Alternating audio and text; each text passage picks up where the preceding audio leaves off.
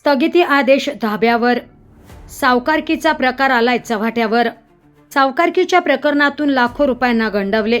मारहाण, छळ आणि जीवे मारण्याची धमकी. सावकार राजकीय व्यक्ती असल्याचा घेतोय गैरफायदा. चवरे यांचा आरोप. 1500 सीताफळांच्या झाडांची कत्तल. न्याय मिळेना. चवरे कुटुंबीय हवालदिल. ही घटना आहे अहिल्यानगर कर्जत तालुक्यातील. न्यायालयाने दिलेल्या स्थगिती आदेशाचा भंग करून आदेश धाब्यावर बसवत वडील उपार्जित जमिनीत बेकायदेशीर प्रवेश करून तब्बल 1500 सीताफळांच्या झाडांची कत्तल केल्याचा धक्कादायक आणि गंभीर प्रकार समोर आलाय. सदरची घटना 8 फेब्रुवारी 2025 रोजी मौजे, कोकणगाव व खळगाव तालुका कर्जत येथे घडली.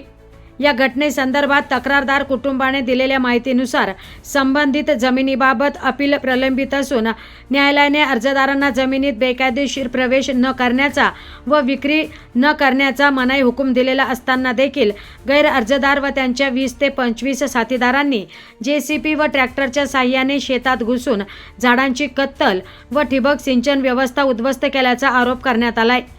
या संदर्भात वेळोवेळी रोहन चवरे यांनी न्याय मिळावा यासाठी प्रशासनाचे दार ठोठावले, मात्र त्याचा काहीही एक उपयोग झाला नसून चवरे कुटुंबास सतत मारहाण, शेतीचे नुकसान, जीवे मारण्याची धमकी यामुळे सदरील कुटुंब हवालदिल झाले असून न्याय न मिळाल्यास उपोषणाचा व आत्मदानाचा इशारा चवरे कुटुंबियांनी दिलाय.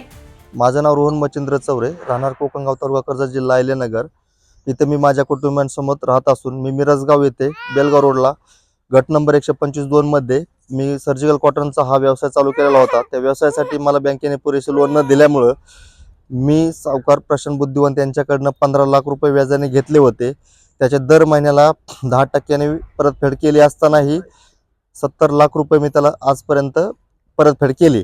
तर देखील त्याने 3/2/2025 रोजी रोहिणी देवीदास चवरे, मनीषा रमेश चवरे, आशिफ अफसर दातरंगे, अर्शद जमादार मुमीन यांना जमीन त्यांनी विकून टाकली आणि आम्ही जमीन त्याला त्याच्या पैशांना सिक्युरिटी म्हणून दिलेली होती, धर म्हणून दिलेली होती, हमी म्हणून दिलेली होती. त्याला काही कायमस्वरूपी दिलेली नव्हती आणि आमच्याकडे ताबा हा ठरलेला होता. फक्त जमीन त्याच्या नावावर राहील आणि आम्ही कसणार आणि त्याच्यातून त्याला आम्ही त्याचे पैसे देणार असं ठरलेलं असताना आम्ही त्याला त्यावेळेत त्याला पैसे दिले. त्याने कॅश स्वरूपात त्यांनी पैसे घेतले आमच्याकडनं दर महिन्याला आणि त्यांनी जमीन पुढे विकून टाकली. जमीन विकल्यानंतर त्याने आम्हाला सतत येऊन हाणमार केली, जमीन घुसण्याचा प्रयत्न केला, ताबा घेण्याचा प्रयत्न केला आणि आम्ही वारंवार पोलिसांनाही तक्रार दिली, SP साहेबांना तक्रार दिली, कलेक्टर साहेबांनाही तक्रार दिली, गृहमंत्री, मुख्यमंत्री यांनाही तक्रार दिली, राष्ट्रपतीपर्यंत आम्ही तक्रारी दिल्या त्यांना, पंतप्रधान यांना सुद्धा. आणि असं करून देखील आम्हाला आजपर्यंत काही न्याय भेटलेला नाही. उलट तोच आम्हाला हाणमार करून आम्हाला खोटी अट्रॉसिटीची धमकी देतो. आम्हाला तिथं राहता येत नाही. आमची जी एकटी वस्ती आहे आणि ज्यांनी जमीन घेतली ते आणि प्रशांत बुद्धिवंतन हे सतत त्रास देतात, हाणमार करतात. आम्हाला आत्महत्याचा आमच्या कुटुंबियांवरती वेळ आणलेली आहे त्यांनी. आणि असे असताना देखील आम्हाला कुठल्या प्रकारचं संरक्षण मिळत नाही, कुठल्या प्रकारचा न्याय मिळत नाहीये. आणि असे असताना देखील संदर्भात आम्ही वेगवेगळ्या कोर्टात त्यांच्या विरुद्ध दाखल केलेल्या आहेत आणि आमची बहीण देखील आम्हाला वाटपाचा हिस्सा मागत आहे. वाटपाचा हिस्सा मागत असताना आम्ही आमच्या बहिणीला सांगितलं आहे की आम्ही ही जमीन विकलेली नाही, आम्ही सावकारकीच्या ह्याच्यामध्ये लिहून दिलेले आहे, जमीन तुझी देतो. तर तिने देखील कलेक्टर साहेबांकडे अपील केलं असताना तिला देखील स्टे मिळाला होता, मनाई हुकूम, की बळजबरीने घुसून ताबा घेऊ नये वगैरे किंवा शेतीचं नुकसान करू नये. असे असताना देखील त्यांनी काय केलेलं आहे की शेतात घुसले, 2 JCB व 3 ट्रॅक्टरच्या साह्याने 20-25 जमावांच्या साह्याने घुसले.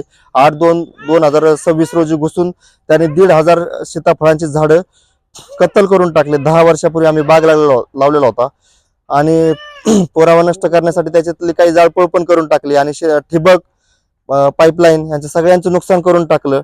आणि यांच्यावरती आम्ही अर्ज दिले, पोलीस स्टेशनलाही दाखल केलं, पण कुठल्याच प्रकारची आम्हाला मदत भेटली नाही. मी स्वतः 29 वेळा 112ला कॉल केला. 112ला कॉल करूनही कुठल्या प्रकारचं मदत भेटली नाही. त्यांनी फक्त आश्वासन दिले की तुम्हाला त्वरितच लवकरच पोलिसांची मदत भेटेल आणि तुम्ही घाबरून जाऊ नका असे आश्वासन दिले. त्याच्यानंतर आम्हाला काही मदत भेटली नाही.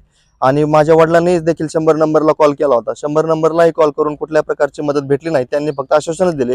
त्याच्यानंतर माझे वडील स्वतः पोलीस स्टेशनला गेले. 8 तारखेलाही गेले, 9 तारखेलाही गेले, 10 तारखेलाही गेले आणि काल 11 तारखेला गेले.